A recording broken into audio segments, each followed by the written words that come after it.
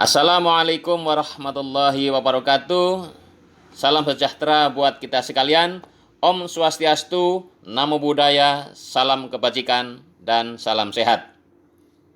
Kakakku, kali ini Kak Yusuf akan membagikan informasi tentang beberapa poin penting dari Instruksi Menteri Dalam Negeri nomor 03 tahun 2021 tentang pemberlakuan pembatasan kegiatan masyarakat berbasis mikro dan pembentukan posko penanganan COVID-19 di tingkat desa dan kelurahan untuk pengendalian penyebaran COVID-19.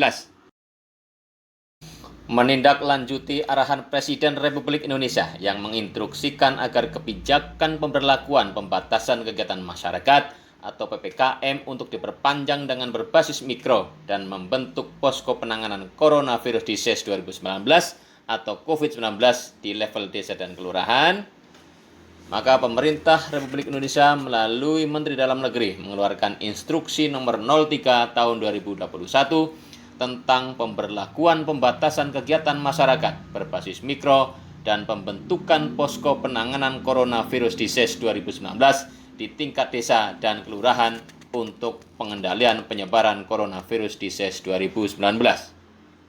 Dalam Instruksi Mendagri nomor 03 tahun 2021 diinstruksikan kepada gubernur dan bupati atau wali kota untuk mengatur PPKM yang berbasis mikro yang selanjutnya disebut PPKM mikro sampai dengan tingkat rukun tetangga, rukun warga yang berpotensi menimbulkan penularan COVID-19.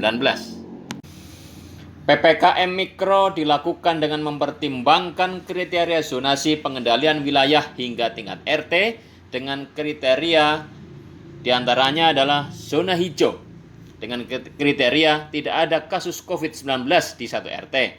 Maka skenario pengendalian dilakukan dengan surveillance aktif, seluruh suspek dites dan pemantauan kasus tetap dilakukan secara rutin dan berkala.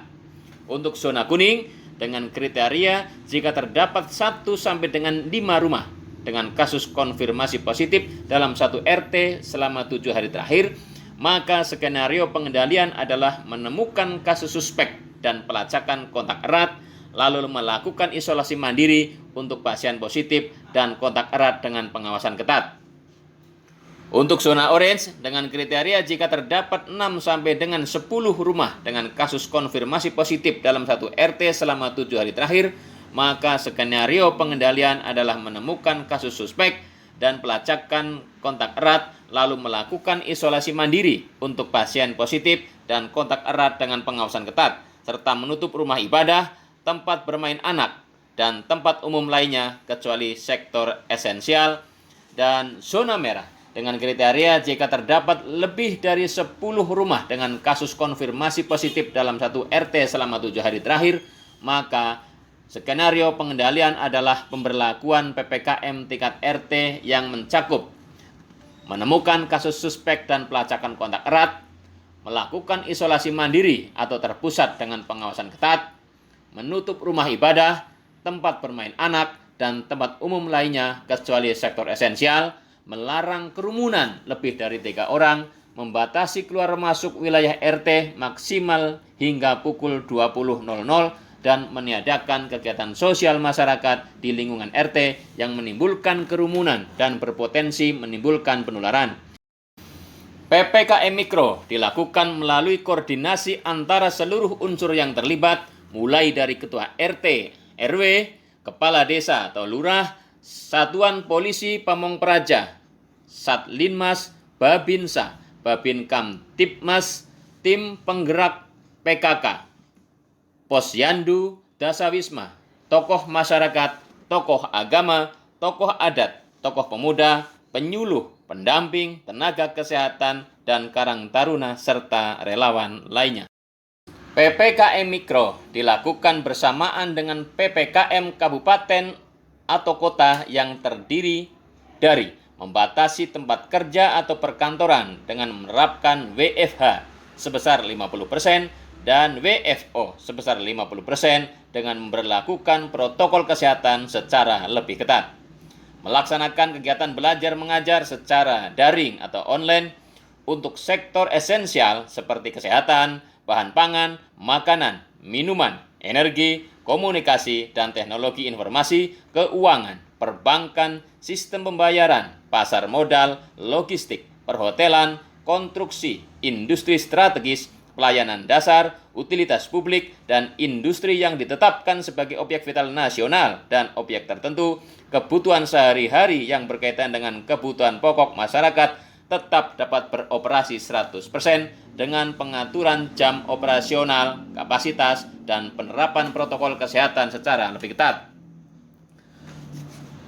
Melakukan pengaturan pemberlakuan pembatasan kegiatan restoran atau makan minum di tempat sebesar 50%, dan untuk layanan makanan melalui pesan antar atau dibawa pulang tetap diizinkan sesuai dengan jam operasional restoran dengan penerapan protokol kesehatan yang lebih ketat.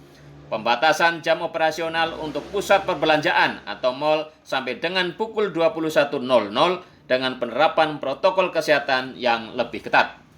Mengizinkan kegiatan konstruksi beroperasi 100% dengan penerapan protokol kesehatan yang lebih ketat.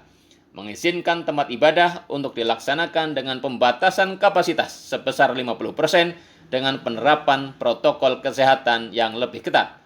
Kegiatan fasilitas umum dan kegiatan sosial budaya yang dapat menimbulkan kerumunan dihentikan sementara dan dilakukan pengaturan kapasitas dan jam operasional transportasi umum. Pemberlakuan PPKM Mikro mulai berlaku sejak tanggal 9 Februari 2021 sampai dengan tanggal 22 Februari 2021. Selain pengaturan PPKM Mikro, agar pemerintah provinsi dan kabupaten kota sampai dengan pemerintah desa maupun kelurahan lebih mengintensifkan disiplin protokol kesehatan dan upaya penanganan kesehatan, membagikan masker dan menggunakan masker yang baik dan benar, mencuci tangan menggunakan sabun atau hand sanitizer, menjaga jarak dan menghindari kerumunan yang berpotensi menimbulkan penularan. Di samping itu, memperkuat kemampuan tracking, sistem dan manajemen tracing, perbaikan treatment, termasuk meningkatkan fasilitas kesehatan, koordinasi antar daerah yang berdekatan melalui sistem penanggulangan gawat darurat terpadu untuk redistribusi pasien dan tenaga kesehatan sesuai dengan kewenangan masing-masing. Terima kasih kakakku atas kebersamaannya. Mari tetap patuhi protokol kesehatan. Sekian, terima kasih. Wassalamualaikum warahmatullahi wabarakatuh.